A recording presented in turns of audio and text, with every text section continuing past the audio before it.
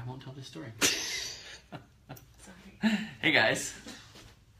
That's okay. So, if you watch these regularly here on, what are we on, Ashlyn? Ashlyn and Kobe. Ashlyn and Kobe, both of them? Yeah. Okay. So if you watch us regularly, That one's really then if you will, please hop over to the podcast app and subscribe, if you will, and give us a review. Love to have that kind of feedback, and I know that it's pretty easy to watch it here, but love to have you over there too. Come join us. Ready? You guys ready? Yep. Steady. Oh no, I pushed the wrong button.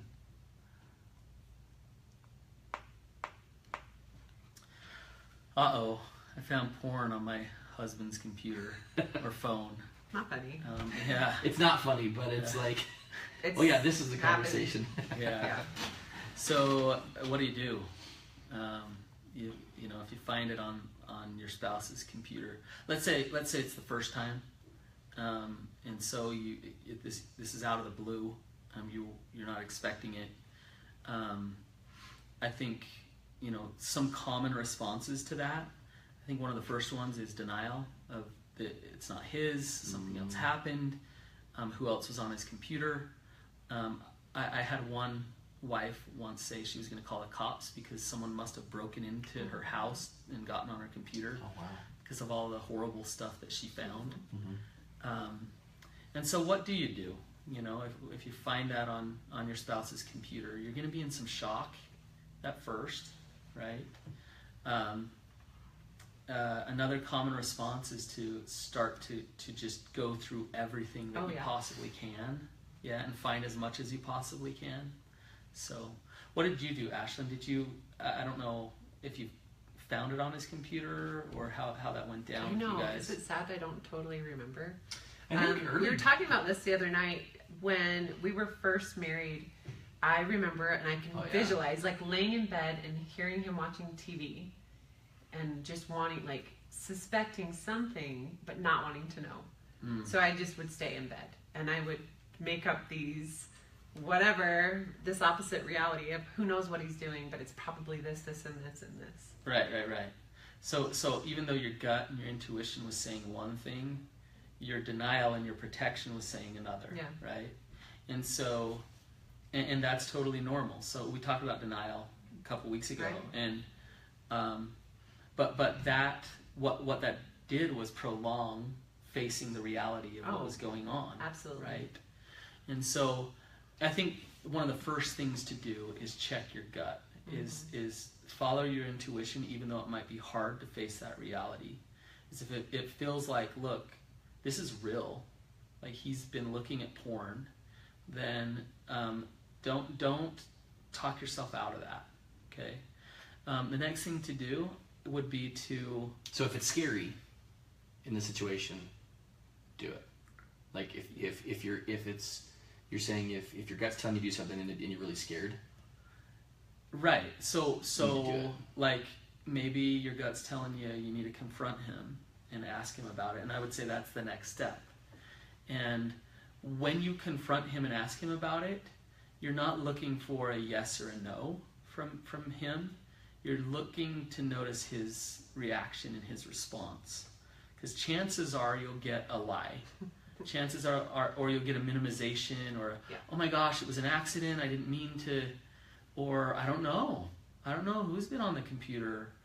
But you want to just notice how honest and upfront and comfortable he is in that in that conversation, Or how not. how uncomfortable he Yeah. is. Yeah.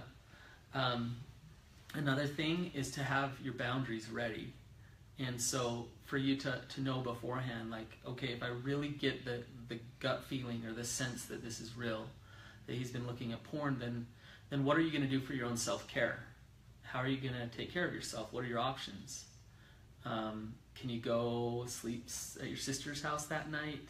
Do you need to go for a run? Do you need your space? Like, what can you do to say, look, this is what I feel has happened, and so this is what I need to do for myself in order for us to move forward, right?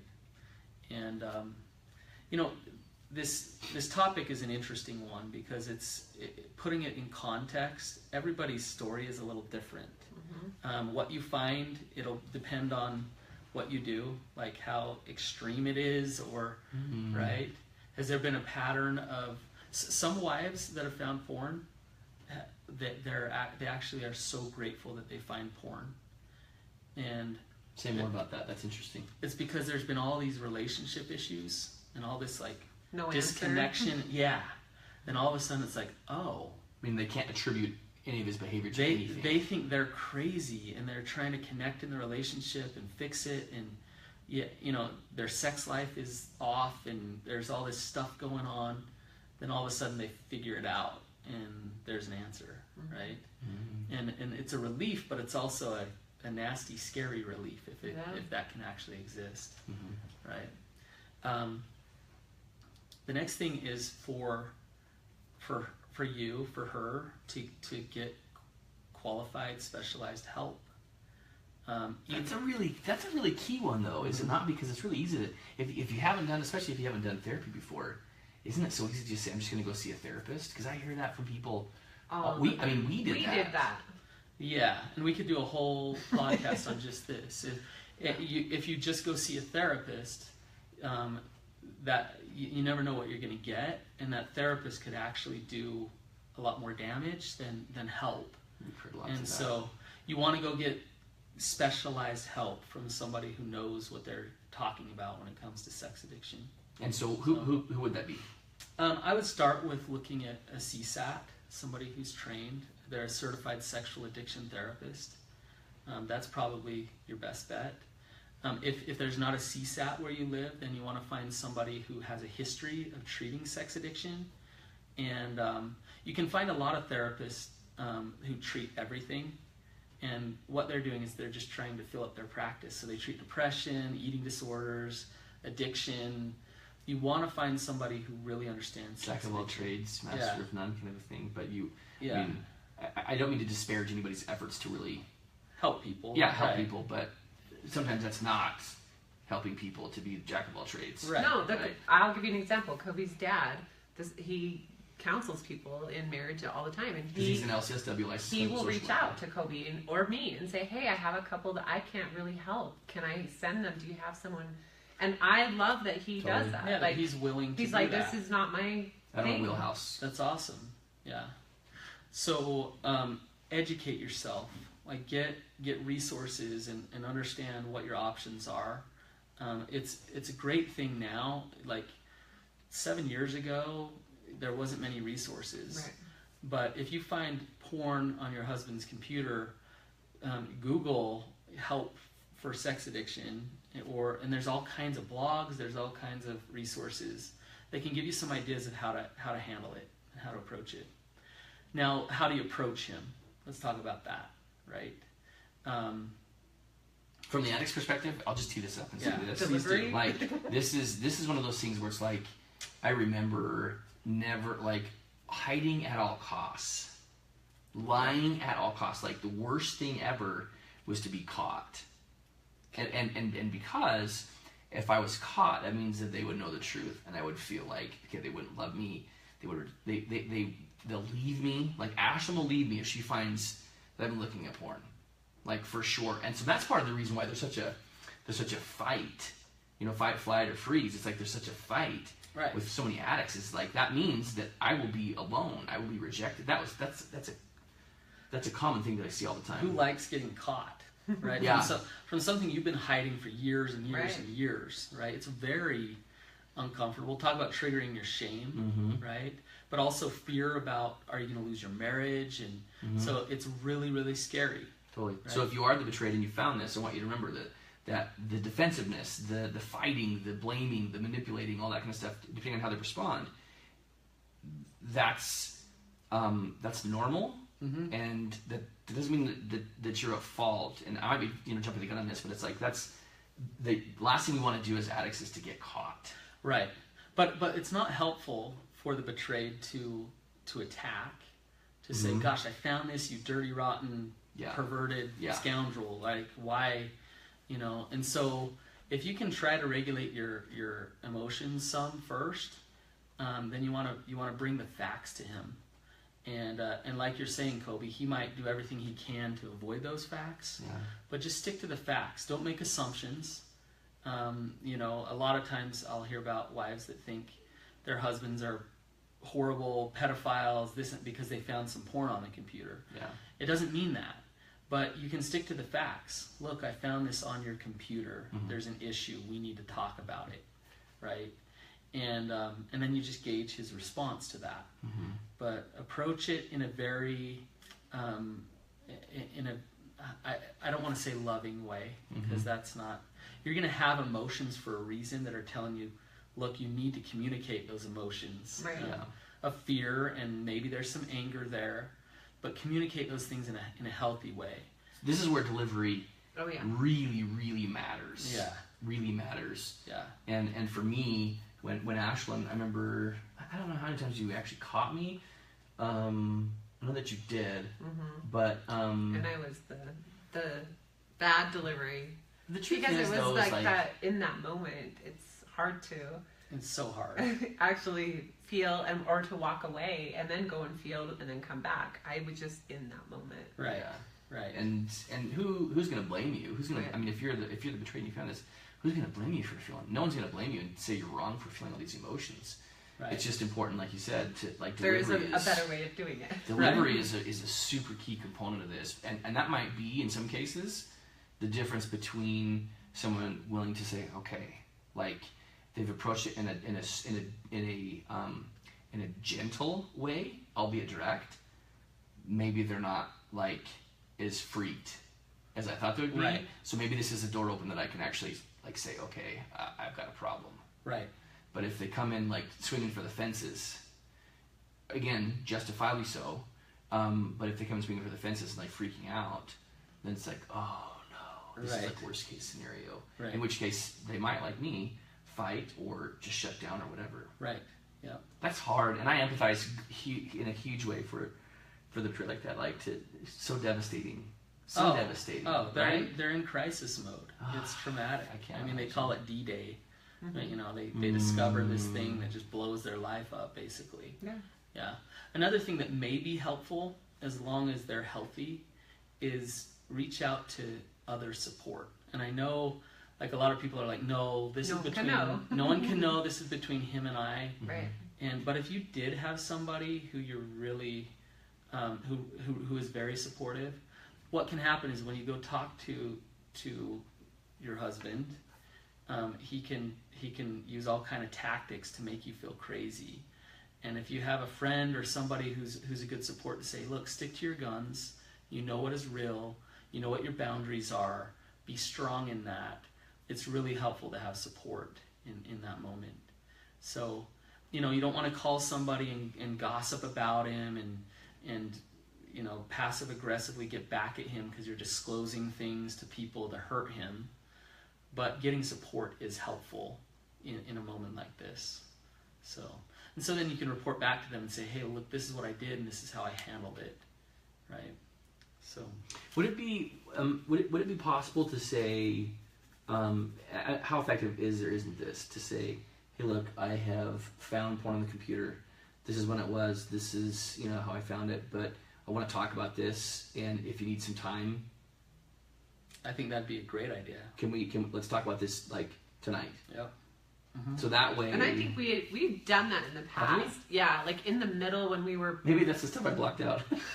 Quite honestly. When we were like trying to work sobriety, we didn't really understand recovery. Yeah. And I mean, we did have those efforts of like, we know we can't handle this down, and I know that you're going to turn it back on me, so let's try to do it a different way. I remember having those for sure. Yeah. And that could, obviously, that could backfire too, because that could give the addicted, depending on how deep they are in shame, time to create stories and lies and embellishments and all that kind of stuff. Right. I mean, I've seen the betrayed do this, where they find out some information. They know what it is. There's the proof. There's like the email or the list of websites or whatever. And then they don't tell the addict what they found out, but they try to just open up the conversation to see how honest they're going to be. Right? So they're testing that honesty. I totally did that. Like what does it look like?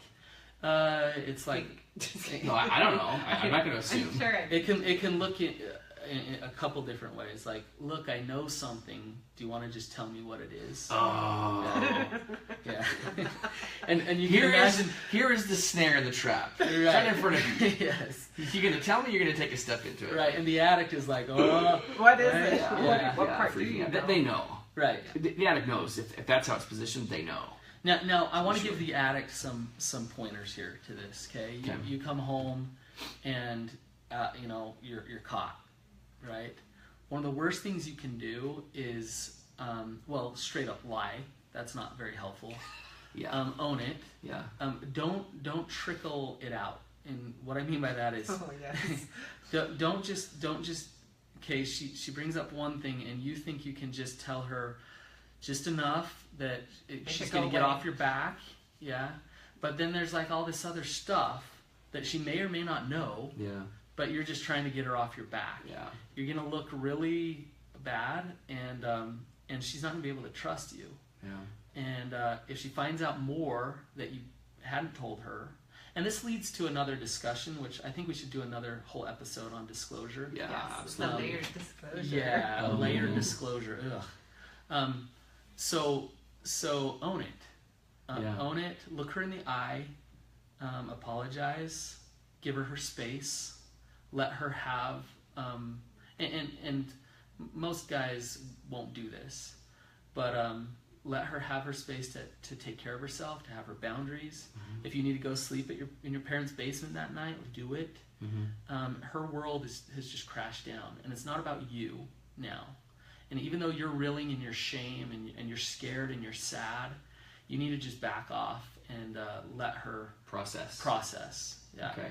And I would say not only I think you said own it.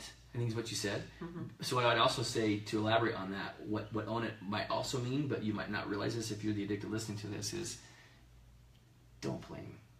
Yeah. Don't try to justify the reasons why. Like, I'm so stressed, or we're not having sex enough, or worst thing you can do. You've gained weight. Oh my gosh.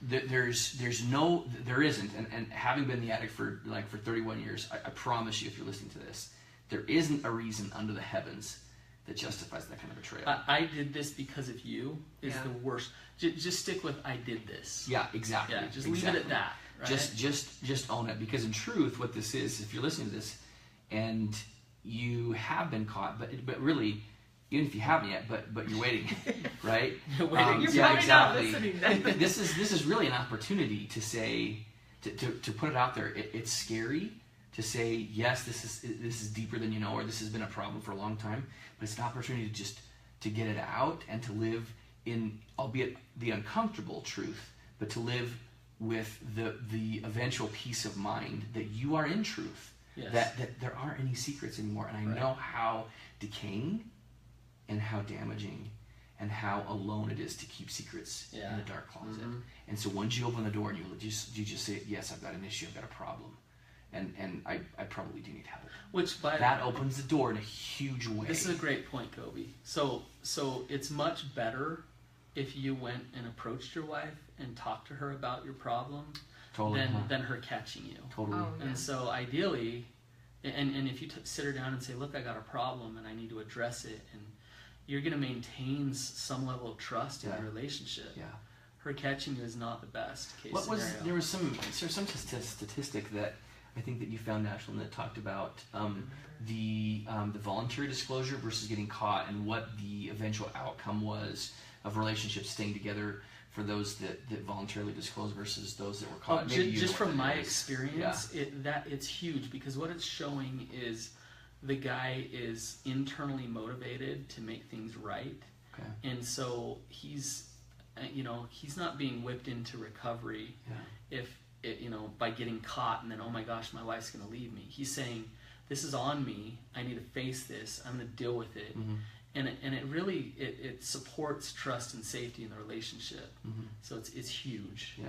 It's good for, if you're doing it, if you're thinking of doing it, do as Brandon just indicated. Absolutely do it. As hard and yucky as it is, do it. Yeah. But I think so this kind of relates to what you shared with me many times, Ashlyn, is you always said, the lies hurt worse than the actual act. Yeah, the affairs too. Like that, it hurts so much more to know that my life was this sham. Yeah. There was no truth. And that's a hard one to face if you're in the middle of the addiction, of the affairs, whatever. It's hard to imagine that there's peace on the other side of disclosure, but there is, and it's possible. But I do want to say, it's what you're doing when you disclose and when this comes out is you're stepping into the pain, and so short term it is scary. It's and it's painful to face this reality. And it's sustained pain, really, for a period of time. It lasts for a while, and that betrayal and that hurt and that crisis mode that the relationship goes in is really scary and really hard. But facing that pain is so much better than living in secrecy and the long-term suffering and damage that it does to the relationship. So it's well worth it. Yeah, I will say this too. I work with a guy who, and many guys who've said this, is like, my wife will send me these texts like, how could you maintain such a lie? Our marriage was just nothing but a joke. It was a lie all these years. And I guess the best advice I could give, and love any guidance in this too, Brandon, is rather than saying, I'm sorry, you're right, but I'm also in pain, and this sucks for me, and I've been feeling these emotions as well, or life's not easy for me. Just hold space, meaning just own it, and just say, this is not you, this is me, and I'm so sorry. And if I could take it back, I would. I'm sorry. This is me. Don't worry about like representing where you are, because last thing that your betrayed spouse and partner wants to hear is how bad you're hurting. Yeah, right. That's not what that conversation's about. Not that that's not important. Totally. But in in the that beginning, moment, they're not ready. right? They don't want to hear that. They want to hear, I'm owning it. Mm-hmm. Is that fair? Like, I'm taking responsibility. This is on me. This is not you. Absolutely. I'm not justifying anything. I did this. Absolutely. I'm sorry. Yes, that's a good point, Kobe. So, anyways, this is really good, and our hearts. I mean, this is really good in the sense that I think this is a really valuable. It is. Conversation. I wish I would have known some of these things. Yeah. Well, and that's a good point too. Is most people do this wrong, and so don't beat yourselves up. You know, I've had wives throw things at their husband's head, and we don't recommend that. We don't endorse. Yeah, but if you have, right? Yeah. Right. But going forward, maybe you can handle it in a much more healthy way. You know, a way where you have your self-care set up. You can regulate your own emotions. You have your boundaries. You have your support system. Completely. So, and you can communicate in an effective way. So, is there any example of you find porn and you don't get help and you're okay? Like, can you say, like, it really wasn't much, let's just move forward? That's a good question, Ashlyn. I'm sure there is, you know, but it's like a guy who just stops watching porn without getting help? Yeah, the thing about it is, never indulges in porn again? This is the concern that I would have is... I have all kinds of comments about that, but I know you do. If you found porn and he'd been hiding it from you, chances are there's more there than what you think. Now, if, let's say, your husband was tempted by a late night show and he watched it and he owned it and was like, oh my gosh, like, I was totally tempted. It doesn't mean that you have to go to specialized therapy and he's an addict and all of these things, right? He was tempted, that happened, on with life, try to forgive him and move forward. Does that make sense? Yeah. Yeah. But it's really, again, addiction is an attachment disorder. So if he's hiding things and he's shady and you're feeling crazy and manipulated and all those things, then there's probably a lot more porn use going on than what you think. If he's honest and he's open and he's vulnerable and he slips up by looking at some lustful stuff, then work through that. Move on. And Brandon, I ask this because I get a lot of people who reach out who've said something like that, but also because I lived that. We lived that for 14 years, and we had moments where we would try to find a therapist to help this disconnection in our marriage, but we never ever would talk about the one thing that was causing it. Right. So. Right. For sure. Yeah. For For sure. Big difference. Big difference. Okay. Well, this is awesome. Oh, I will add this last piece to it too. And this is probably for another discussion, but I think a big indicator is if a guy is really earnest in disclosure and he's ready to actually to share it, or if there's a one-off like that, like you just described, like this really, racy show came on and I acted out, I can't believe this. If they're willing to abide by boundaries with electronics, TV, internet use, right there, and agree to those kinds of things. Like this is safe behavior for us with electronics and TV and media. Right. They're willing to abide by that. Chances are that they're in a good place, Mm-hmm. and there's probably not much that they're hiding. If they're willing. If they're willing, yeah. That's But if there's resistance to it, yeah. like, oh no, I you don't need to see my phone. You don't need Don't my want to hide passwords. phones or devices. Don't want to give access to things. That's That's a good probably an point. indicator that okay, there's probably more to this than what's actually been Yeah, shared. that's a good point.